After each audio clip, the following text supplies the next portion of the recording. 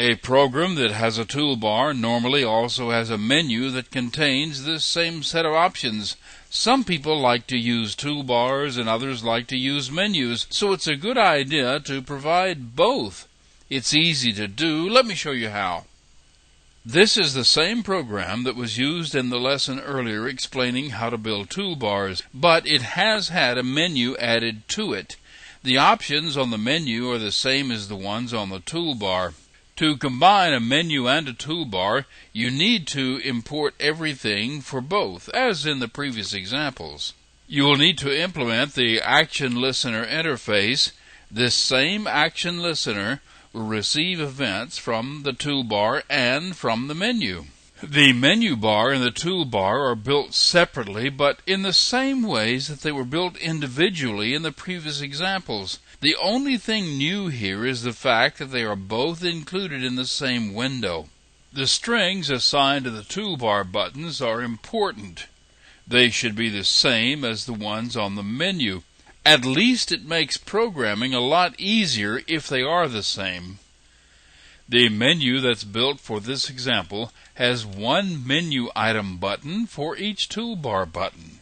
And the menu buttons are given similar names, but they're not exactly the same names as the buttons for the toolbar.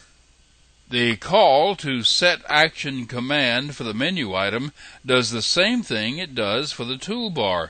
This is the string that will be reported to the action performed method. Here at the bottom of the program is the method that's called each time the menu item or a toolbar button is selected.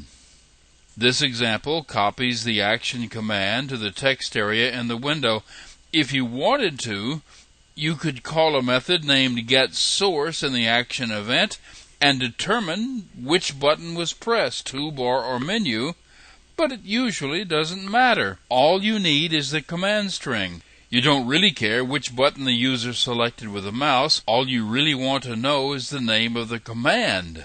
You can see where you could have other buttons in the window issue the same exact commands. It's not unusual to have multiple ways for a user to do the same things. Here you have it. Different buttons, same results.